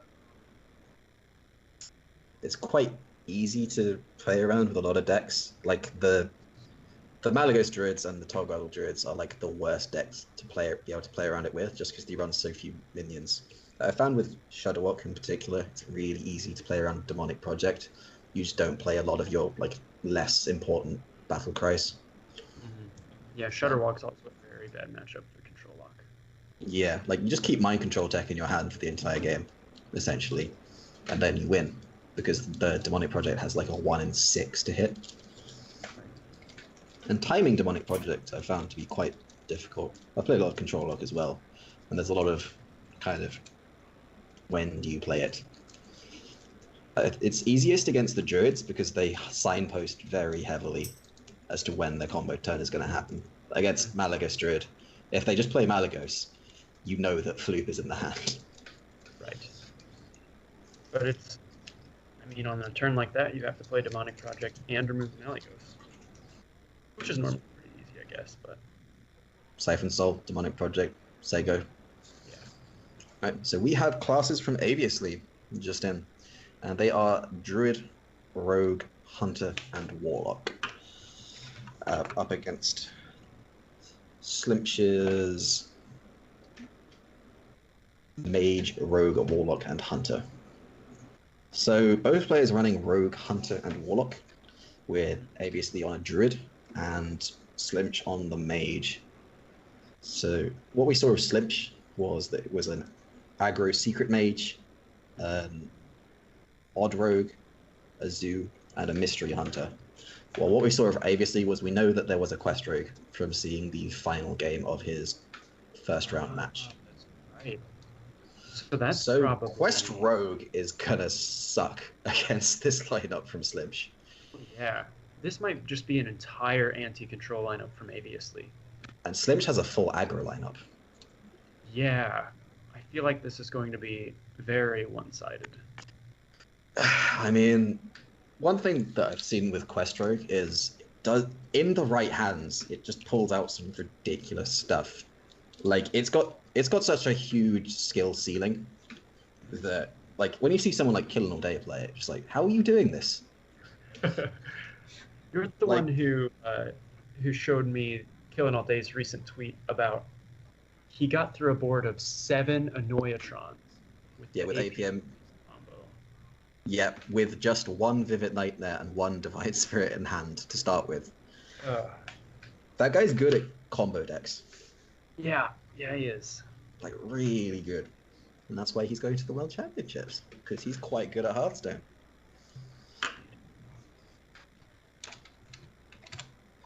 Aviously is making a deck.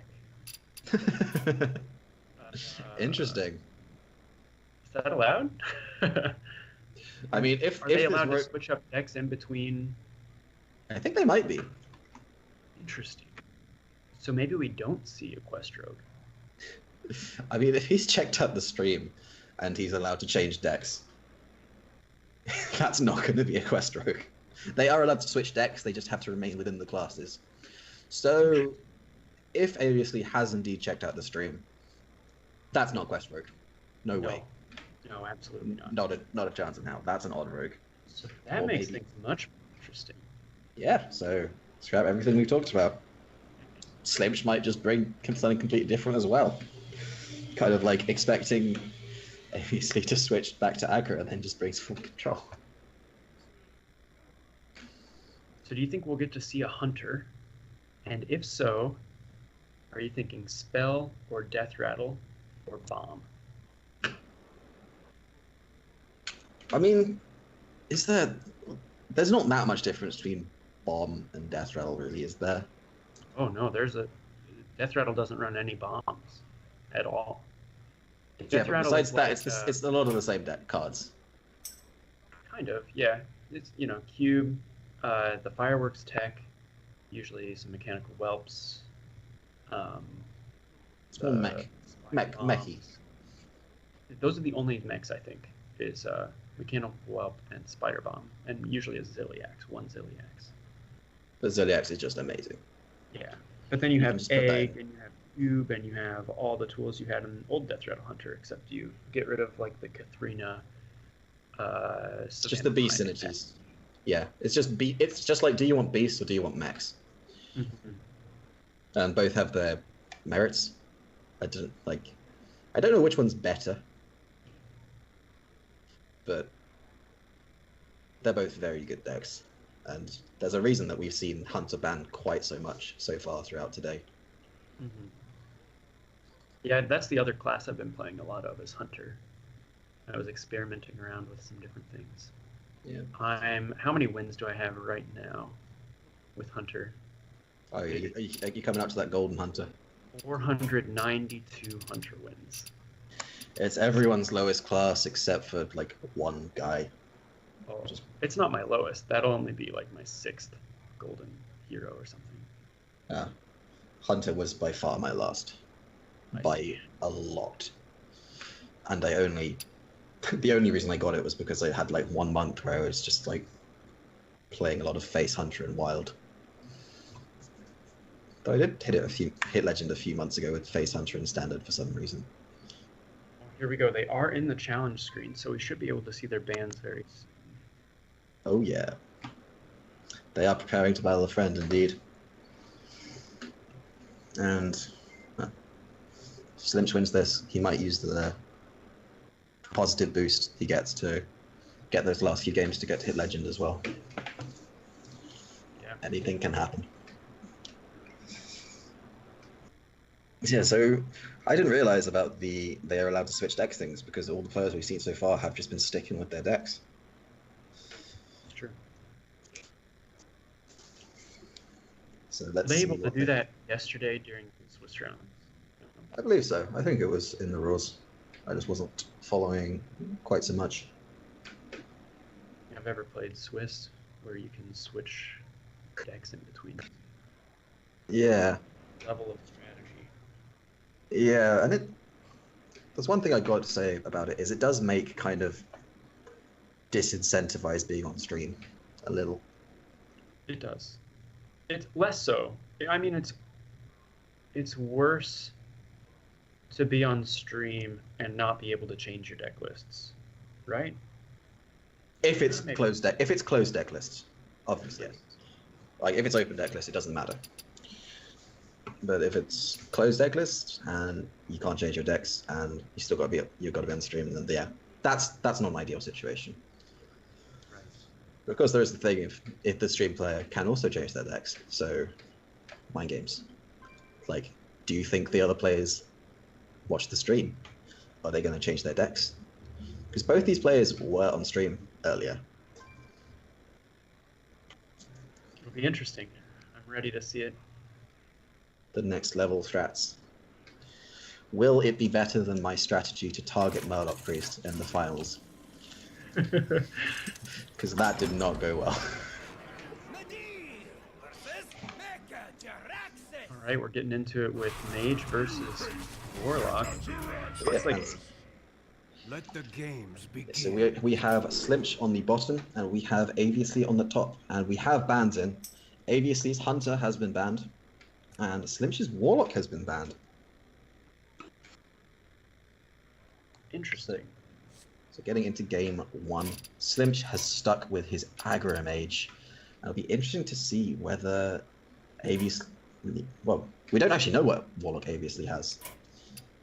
So if this is an even lock, this is a very good matchup. Oh. If this is a zoo, this is not a good matchup. I'm spectating and it's Zoo. Ah yes, then this is not a good matchup for the aggro mage at all. They can get there purely by dint of the tapping being quite a big deal. Alaneth is a huge deal in this matchup, as is a Mana Worm and 1. Oh, this hand. Gross. All we need is a Kirintor mage.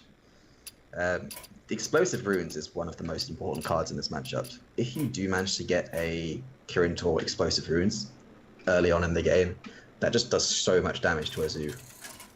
But later on you can just kind of go face. And obviously he's actually going to go for the Coin of Soulfire.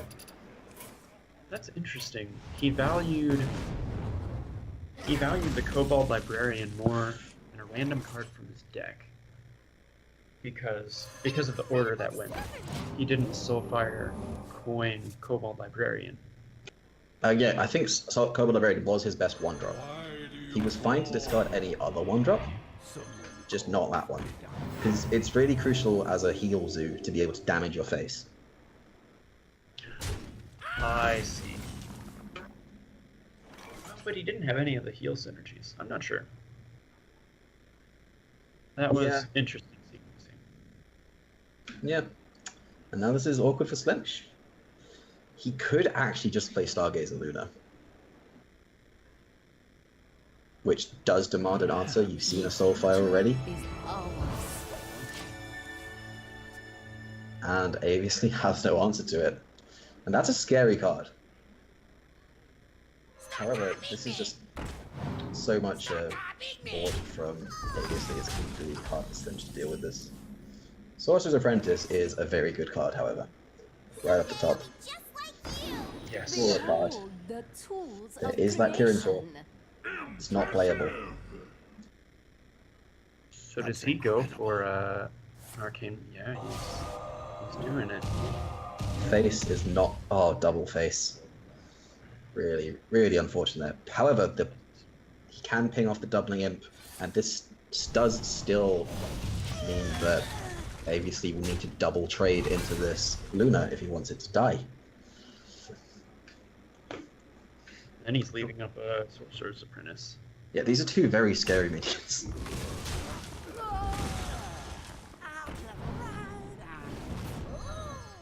So actually, these 2/3 attack minions do make it hard for... Slimsh's Kirin Tor Mage is just going to get value traded against. He can Kirin Tor, Explosive Runes, Shooting Star, ping down the Flame Imp, and then go face. It's true.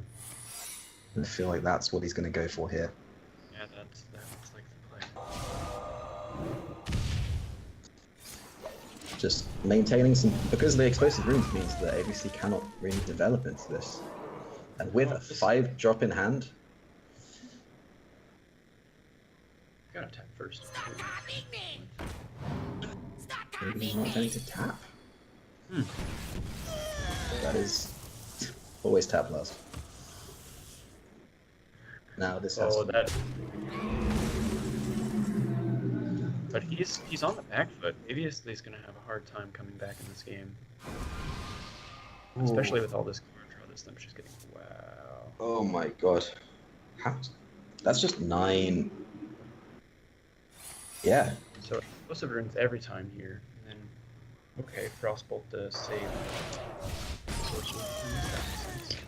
Yeah. The next turn, Cosmic can only Fireball, assuming that this Sorcerer Apprentice stays alive. It's going to be 8 damage. Hmm. If this discards the 2 leftmost cards, then...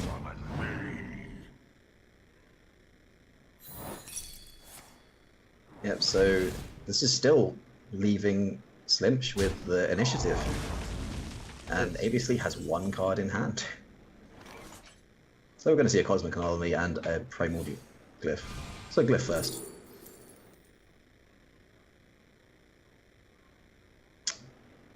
These are very bad. Which secret would you like, Ironfire?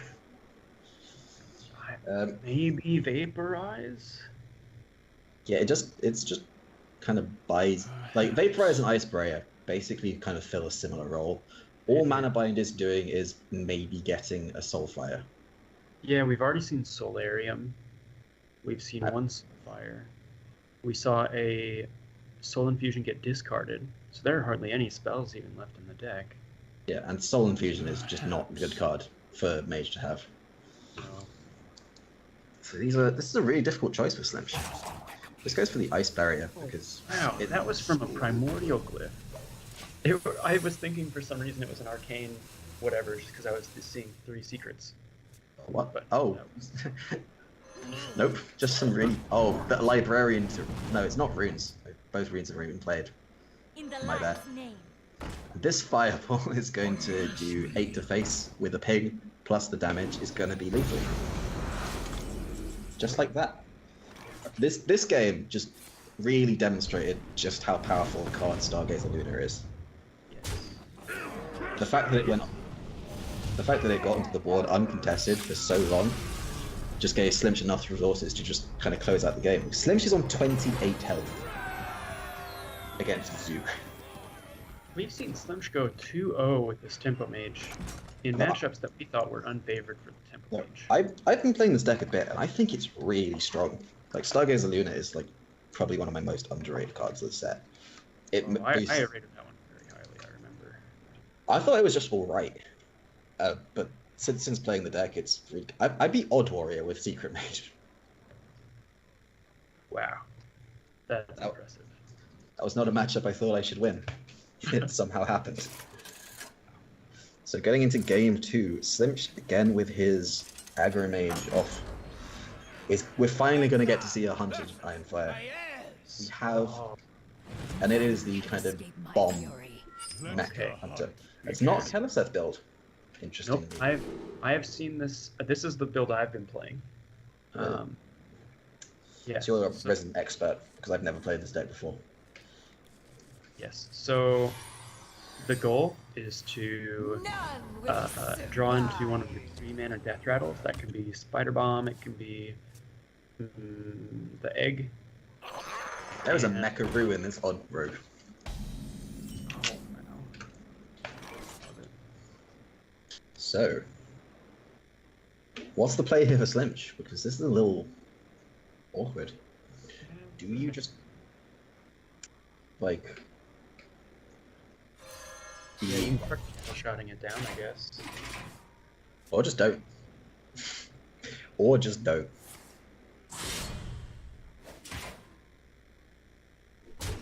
Yeah. Would you say this is a pretty good matchup for the odd rogue? Oh yeah. Oh, this is really hard to win as the hunter. One of the ways I've found to win it is to is for the odd rogue to not top deck Henchclan Thug on 3.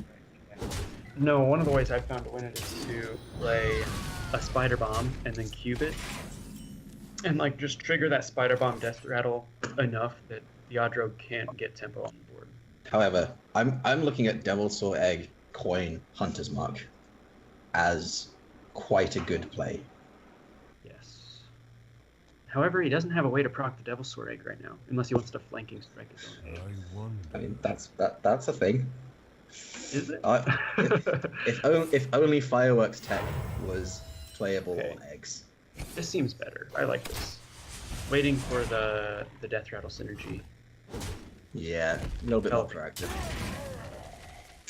Is just going to get answered by a 1-drop into SA7 agent, however. This guy's And toast. obviously just still kind of dominating the board. And this mole just keeps chipping away. Oh, if you're Slimch, you have to be so There's scared the of- cube. Yeah, turn. He's got an egg Hunter's Mark this turn into a cube. What about tracking? Try to find anything. But, I mean, there is the tracking. But I feel like the egg is definitely being played. It's just a matter of which one costs spell. Hunter's Mark does deal with some of this board immediately, namely the SA7 agent. I think Wow. if you're Slimch, you have to be scared of Fungal Mancer. Oh yeah, And absolutely. if Fungal Mancer comes down, you can Hunter Spark next turn. Okay. Yeah, I kind of like this. I feel like as the hunter, you just don't really want to be taking that much damage just yet. Because the tracking is quite passive. And with this play from Aviously, this is why... Oh, and he's just going to kill... Wow, yeah, total respect for the egg. Yep. And with the cube in hand, absolutely correct. Yeah, And another Yes, yes. fireworks tech. a lot of trouble. I think now we're going to see a tracking. Yeah. This is the problem this deck runs into, where you just And, like, just draw your cards out of order and you get out aggroed. And you Yeah, just and can't make any. I mean, Slimch must be looking at this. He's seen Aviously draw all these 1-drops and play them, and must be thinking. He may be thinking at this point. Okay, there's one card left. I've got this. But that one card is my Rhythmic Stable Element, Yeah. and it's Yeah. gonna get. This Slimch is gonna get the bad news. The very very bad news. There's a Thug. There's an Edwin. There's a Giggling Inventor. There's Leroy. Oh, there's a Cold Blood. That's the one I'm looking at this turn. I'm out of cards. Yes, indeed. And it's going to be a while before this fatigue really matters. I don't know if I like that. He could have Cold Blooded his mole and traded with his dagger and his 2 minions and left Yeah. the 5. And we've already seen a flanking strike. Deathstalker Rexar. That's 5 armor. How much mana does he have? He's got 5 mana. He unfortunately cannot play it this turn. Ziliax, however, is going to be a pain. And this is going to get Valspine. I imagine. Oh no, as I said. Oh, SI7 agent is actually better. And a big Edwin. Eddie. Coming down. Spider Bomb double fireworks tech. Let's go. Oh, I think you got to go for the Spider Bomb. This leaves Edwin alive. I don't like leaving Edwin alive. Maybe he's planning on doing that next turn, Yeah, and this is pretty low priority target. But that is true. it also gives Aviously another turn to target. Yeah, it just takes so much damage. I think to win this game, Slimch needed to kind of high roll on those Spider Bomb hits last turn because he's taken 17 as a result of that play. Okay, I take back everything I said about mana efficiency because he just drew play dead off the top. Gets the 5-3, I wonder what this does. gets the 8-6. Does he get the 4-4 as well? Yes, he does! Amazing. Amazing. The amazing from Aviously there. He Wow. he does have Leroy in hand. He can Giggling Inventor. He's not going to dagger this turn. Oh. So he trades. Interesting. All right, this does of course still 2, 4, 6, 8, 11. It does still set up lethal, and these battle cries are not very good. And he's got Leroy Valspine available the following turn for any taunts. So Yeah. the play was still just lethal.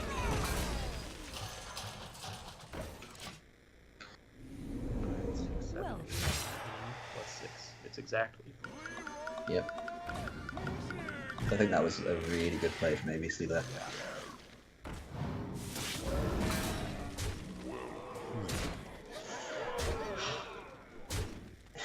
The exact lethal with one Annoyatron being killed off. I wonder if the play from Slimsh was ever to leave an Annoyatron alive. I mean, obviously it couldn't have known Aviously's hand. That would have kept him alive. It would have. One turn.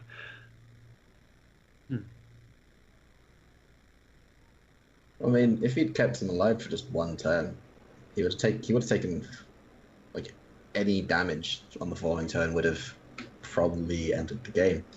So yeah, I mean, there was no way he would have had to play it around exactly Vilespine Leroy, but Yeah. Leroy Vilespine in order for that to happen. And having seen most of the deck get burnt, there's no way you can really play around that unless you are literally looking at your opponent's hand. So I have to wonder if Slimsh could have pulled that out, if he could have stabilized it. Played that turn one turn earlier, and then just top deck the play dead, because there's no way they obviously would have really killed off the Spider Bomb. I do think he maybe needed to go for it, and look at this hand from Obviously. He is one Voodoo Doctor away from the Stone Cold Nuts.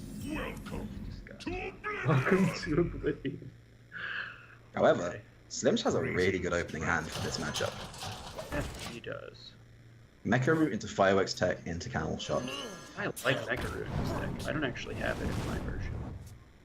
It's just a good one drop, and it's a death rattle, so you can curve Fireworks Tech very nicely. In matchups like this, where Into Spider Bomb. you ever hold on and get greedy with this Spider Bomb, like this turn maybe. I mean, you can't Candle play it Shot. instead. Ooh, I wonder what this does. I think just going for board has to be the play.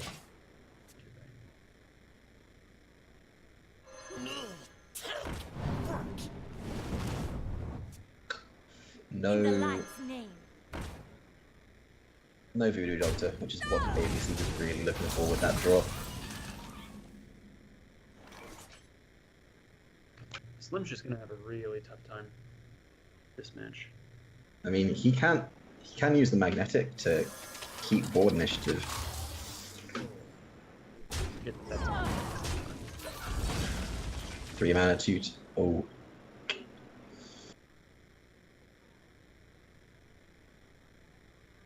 yeah, this Soulfire looks enticing, to say the least. But you just don't do anything else, which is the unfortunate part of the turn. However, Slim's is also looking like a don't do anything else kind of turn. So we may just have to play this Terrascale Stalker as a 3/3. Good. I mean, with the cannon shot in hand, Slimch can control the board moderately well for a while. But his hand is just run out of stuff. He had the good opening. He tried to play. He's gone even with a zoo on the board. But the issue is just Hunter has no card draw, while Zoo has a lot. And there's the Voodoo Doctor that ABC was looking for a while. This is gonna be quite a turn. Yes. Yes, it is. I don't see how Slish comes back from this without Rexar, maybe. That's a good start. It is a good start. So he can leave two tours on the board to contest a 3/3, which is something. Yeah, but we're gonna see this Despicable Dreadlord come down, and obviously will only have to trade off 1/2/2 through the board. That is true, but then it will be answered by a Hunter's Mark. So Slimsh probably needs to be making greater use of his hero power to win this game, or just get that. That, you know what? Well, actually, if he plays that this turn, he can't Hunter's Mark. Yeah, he could Hunter's Mark and just Terrascale Stalker hero power this turn. And then the following turn, he's got the Hunter's Mark for any other big threats, Deathstalker Rexar. I don't like playing the Terror Scale Stalker, just because it's going to be answered by Rexar next turn, doubling it. I really don't like not killing the Dreadlord. I don't understand. Why not use the Hunter's Mark? This just allows the 2/2 to kill the... That was a really weird play. I don't like that. He's getting very punished for this play, too. Yeah, that was just... Ooh, Mossy Horrors in this deck. Yes. Usually that's a one of.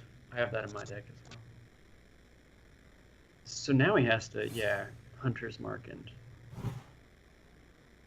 Oh, interesting. The eternal hunt has begun. I'm not sure I like this either. If you were gonna do... if you were gonna Hunter's Mark the Despicable Dreadlord, why not do it on the previous turn? Yeah, that makes no sense to me.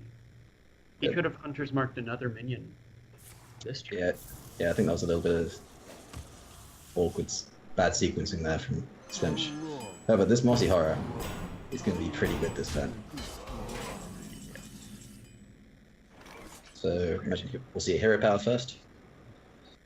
See what we get. Because Slimsh has kind of weathered the storm. He's made it to Rexar, and he's at a very high health total. Yes. That's surprising to me. Obviously, I felt like his... He just had a really good opening hand. I think it just Slimsh had a good opener. Like, he managed to curve out quite well. And then he got Rexar on 6. And this Mossy Horror did not hurt things either.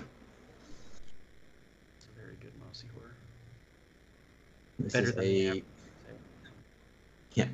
5 mana, 6/5 with Wind Fury.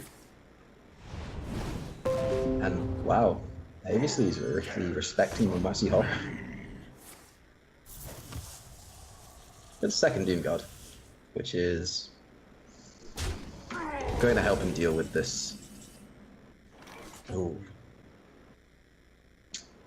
Now the question is, what does Slimsh do here?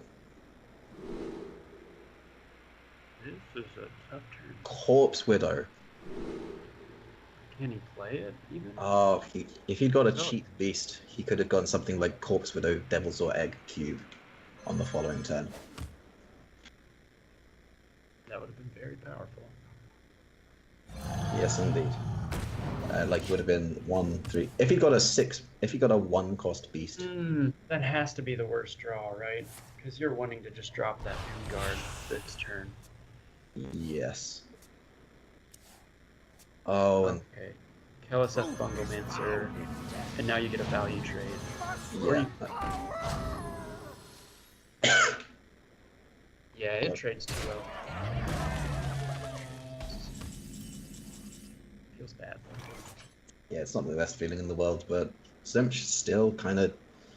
He's like one really good beast away from seizing the board, but he just hasn't quite got it yet. Yeah, if he can just get anything. Oh. That Playdead could do it. Yeah, so he can... He can... Oh. Oh, Okay, so he's developing the egg this turn with the hopes that he can cube and then play dead. yeah.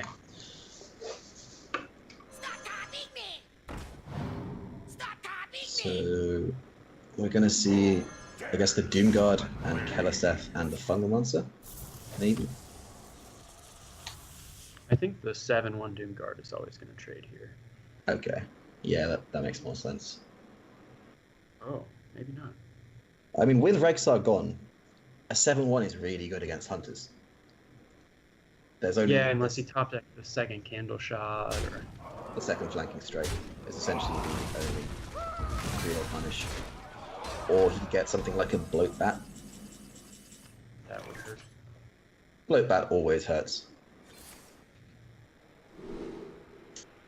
Another General Megasaur, an Angry Chicken. Mukula's definitely not the pick. I think you go with Angry Chicken just because it's cheap. Okay, but it looks like you went with Megasaur with Charge. Yeah, but this doesn't really do very much against this board. Like, it's got charge, but you just throw it into a 7/1. Oh, and the Soul Infusion into Saronite Chain Gang. The dream combo, essentially. That is the reason. That is one of the main reasons you run the card in this deck. Yeah, that and doubling in. This is ace of place right now. It's very confusing. A Keliseth Soul Infusion Saronite Chain Gang. 4 mana, 10/12. There's 2 5/6s to answer this 5/5. This needs to be... Where mana 7/7s were bad. Then we get this nonsense that's possible. Really needed the Bloat Bat this turn, and did not get it. No. Got a whole lot of rubbish, really. Got an 8 mana 5/9 with Taunt. Does that even protect him? 10. No, even that's still lethal. So that is going to be game. Cube the Loot Hoarder and draw 1 mana board clear.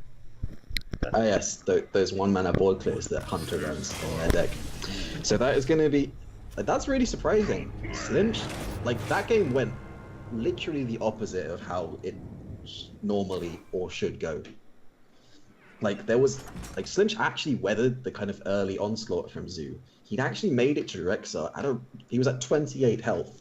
And then just he was offered such bad quality beasts from Rexar every turn that... And obviously got the Solarium into Keliseth, which didn't exactly hurt things. The AVC was just able to kind of keep pushing base damage. That was... Yeah, that just... That was went weird. downhill fast. Very I said fast. Solarium was not what I wanted to see. That's It was exactly what he wanted to see. yeah. So now we are going... I believe that is... Is that 2-1 to AVC? I believe that's right. So... No, that's 2-2. Slimch was at... Slimch Oh, won with his... Slimch won with his Mage against the Zoo. Remember that. Did Slimch win with his Rogue? Wait. I'm getting matches confused now. We saw a Rogue beat a Druid. Was that in this deck? Greetings, traveler. I don't think so. No, that was in the previous game. I think previously won with the rogue, because he got Myra's unstable element, right?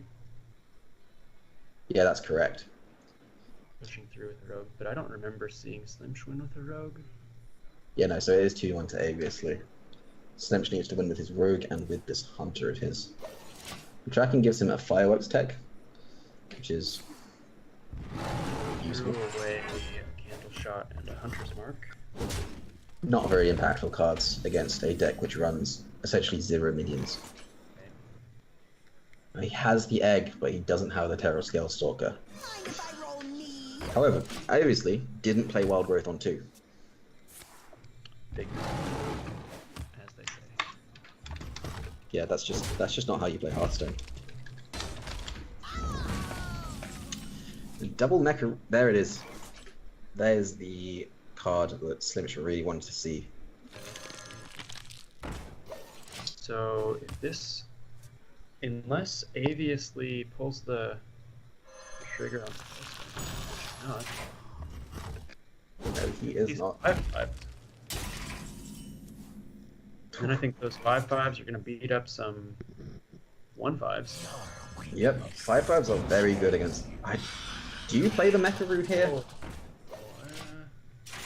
It is 1 turn before Spreading Plague, but Oh, he must be setting up for Ziliax. quite If possibly he actually. puts Ziliax on the Mecharoo, he pushes 4 damage with that. That seems good. Yeah, that's alright. I guess a 4/3 is okay against Spreading Plague. What to do?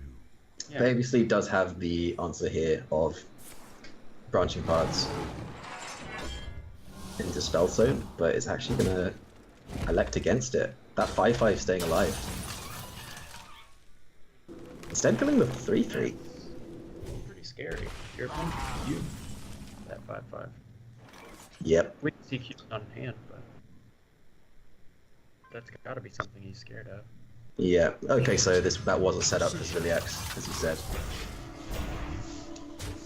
9 to face. You know, That's Spreading right. Plague is Spreading Plague doesn't look that good here. Yeah. I mean, it activates an Arcane Tyrant, which is a big reason to play it. But the fact that there's a taunt with 4 attack means that he's got to take 4 just to get this twig hit.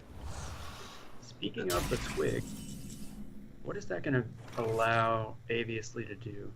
He'll be at... Oh my god, he can Spider Yeah, Bomb, then Fireworks Tech. Oh, that's After the he best does. combo of the whole game. Do you think we see it now? Just after we... Yeah. We're gonna see that. And if that hits... No! Ooh, I wonder Oh, what I thought he was this going to does. magnetize for the Mecharoo, the Joey bot. I believe like it's called. this. It's less... We've already seen one Spreading Plague. That's true. Feels a bit safer to go. Oh, Malfurion is a pretty nice card for obviously right off the top there. And the Spellstone is finally going to deal with this 5/4. But again, he's got to hit into this 4/2. But obviously has just about dealt with this board. There's still the 3/3. And there's still the Next egg. turn, he has 18 mana to work with. That's true. That's a lot of mana. That is a lot of mana. He can develop Malfurion, swing with the weapon, and then develop Malygos. I'm not sure if that's a good play. I don't really like playing Malygos here. What I do like is 1 mana 7/7s. You know what you were saying about how what 4 mana 7/7s used to be good? How about 1 mana 7/7s? But do you go with the twig here? He can naturalize Malfurion and then go off with the twig, but then what does he really do with the twig hit? Whoa, whoa, whoa, no! I think this was wrong. I mean, it's for sure wrong. He's gonna kill one of his minions with a spider bomb. Yeah, that's just an ordering misplay from obviously. Oh, no, that makes sense. Because he gets the extra mana when he swings. So he wanted to use the 5 mana. That's not wrong. That's actually Okay. Yeah, I suppose so. Because otherwise he just floats 5 mana, and he doesn't want to do that. The circle. Yeah, it was just kind of an unfortunate byproduct of the way his hand panned out. So he's got Malfurion active. Oh my god! Literally the best draw in Slimsh's deck right there. This Not puts all a the 7. problem. It is. Clear your opponent's entire board of taunts and develop a 5/5 and a 7/7. That is the best Mossy Horror I've ever seen. Indeed. That is indeed staggering. That's really put Slimsh back in this game. It was looking kind of like obviously had pulled the game back a bit there. Now he's got some Malagos Moonfire just to kill a 5/5. Oh, that feels really bad. Cube Terrascape on a 7/7. He has to respect this Malagos. That he does. But he can still cube the 7/7. I like cubing 7/7s when I have a Terrascape Stalker in my hand. Lich King is a potential play. But Lich King, Like, he must. like I think he's thinking about, he wants to play Lich King, but he doesn't want to lose the flute activation in case he draws Swipe. Because I think that's probably his best way back into a win. Oh my god. This is disgusting. Okay, so, for Bob's we're going to see, most likely, Okay, fine. a Druid versus... Staggering. Sorry, not Druid versus Rogue. Let's just side. And we have seen Slench defeat a Malagos Rogue, a Malagos Druid with his Odd Rogue. And I really don't... Really? Yeah, in the previous game. Remember? Oh, so this is just going to be match? No, it was in the previous match against Brewski, not in this game, I believe. Yep, and obviously realizing he had no inroads to, with the Houndmaster Short, with all those 7/7s. Slimsh's top decks in that match were absolutely exceptional. They really were. That Mossy Horror, like you said, that's the best Mossy Horror I've ever seen. The Mossy Horror, the Houndmaster Shore, the Terrascaled Stalker, all right off the top, just allowed Slimsh to develop such a huge board. And like, obviously just didn't draw his resources. He didn't draw UI, which is I think the big thing. And he had to use his Malagos just for board development. And when you do that, you're often in just a really bad spot. And even the Twig wasn't that impactful. So yeah, like we say, it is 2-2 in our final match. It's going right down to the wire. We are going to see Slimsh's Odd Rogue versus Aviously's Malagos Druid. Like we said before, this is a favoured matchup for the Druid, but that does not count for everything, as we have seen Slimsh already beat one Malagos Druid in the previous match. However, he did it with a much better hand than this. None will survive. Yeah, and I think this pleasure is seems mine. on the surface like it would be a very close matchup. I doubt this is too favored for the Druid. Yeah, it's Because not... Rogues can get those early starts that Druids just cannot deal with. Yeah, it's true. And Slimsh does have one of the most important cards in this matchup, in the Funnel Romancer. That is like the beat Druid card. And Aviously does not have the Spreading Plate. Also true. And even if... he does have double UI. And a Nourish into that. So Yeah. we're probably going to see Nourish on 5, Lich King on 8. I used air quotes there. Oh, and a Baku is not the 3-drop that Slimsh was really desperately hoping for.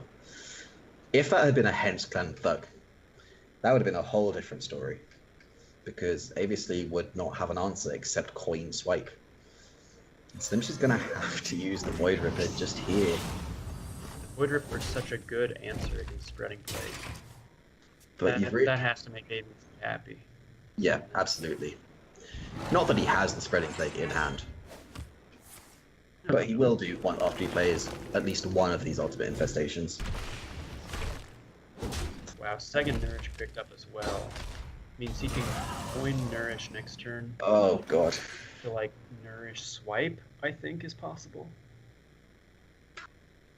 Yeah. Into UI or whatever he wants. Because he's Obviously has a lot of options, but do you know who doesn't have a lot of options, Iron Fire? Slimsh. Lynch. Yeah. So many options. Do you go for the Redagger Deadly Poison Southie deckhand? Is there another option? Or do you do it in this order and play the Deadly Poison afterwards? That is essentially the only choice Slimsh had. Or you just don't play the Deadly Poison. Maybe he will need it later on for a combo activator.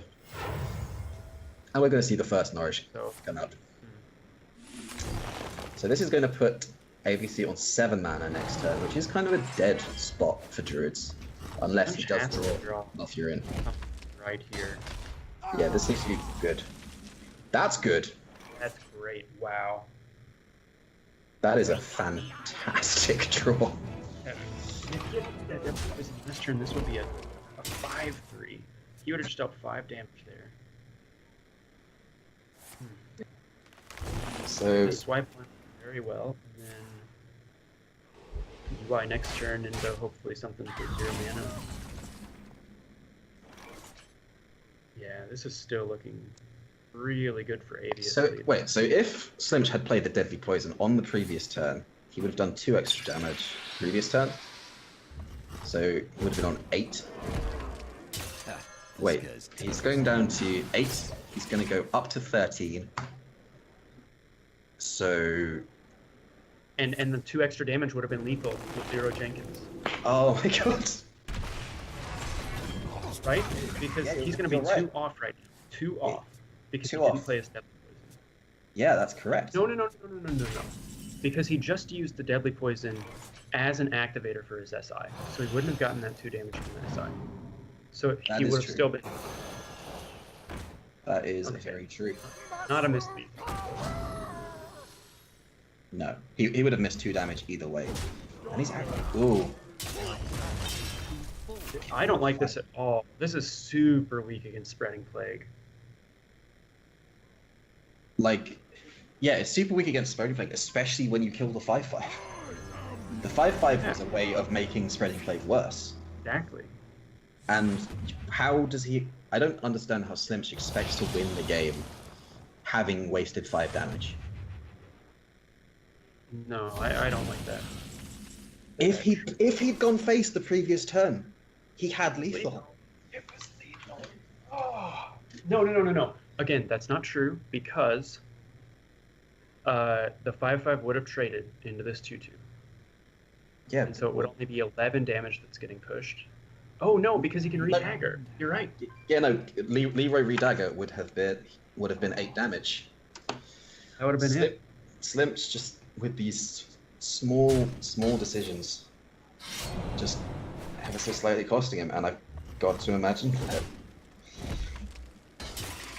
this is just going to be really bad for.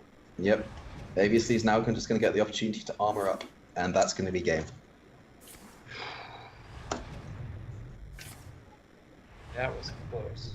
That was very close, and I imagine we're going to see us concede from Slimch very soon. And that is going to be match. Slimch was so close. Actually, Aviously does still have to win this game. That's Yes. not guaranteed. Like, he has to actually finish off. That is true. However, that doesn't seem like it'd be very difficult. Oh, I guess not. He can, like, Alex draws and naturalize this turn. Yeah. That is, and then he can put obviously at 11. Then But he's then- held down. He's losing his Fluke Malygos. I And really don't did feel like draw a wild. he did, but he can only kill one of these big dragons.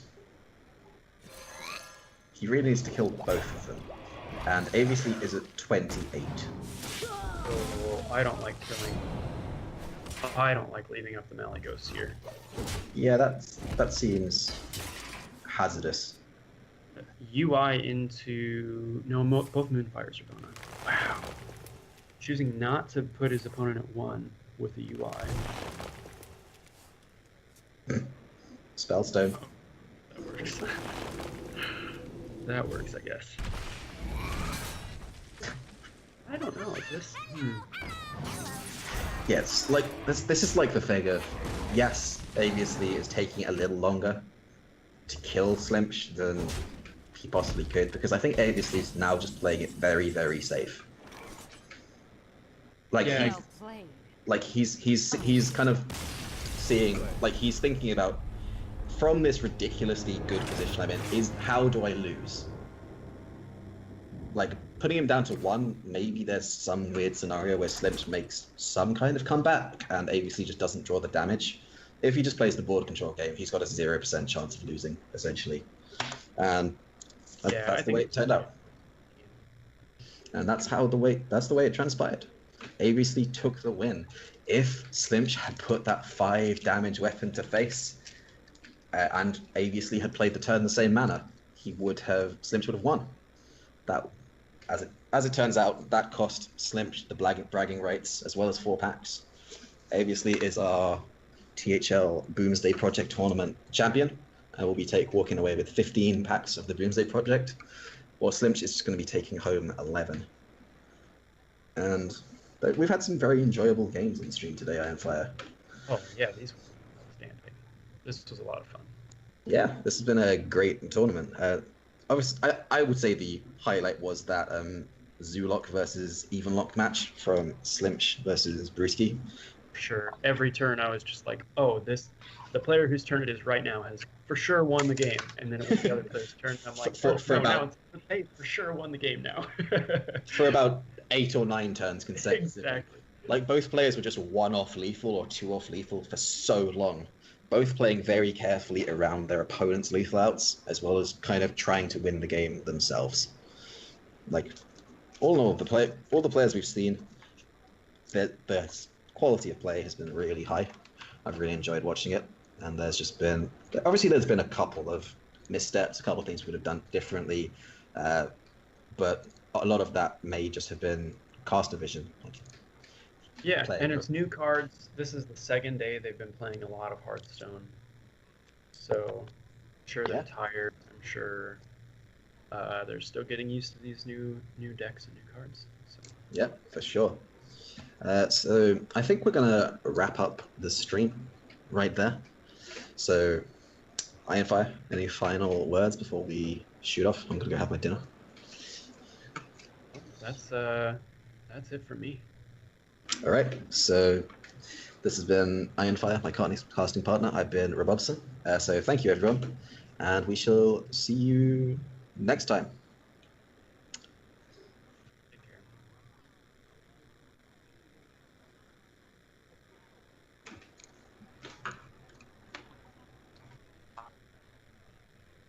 Sweet.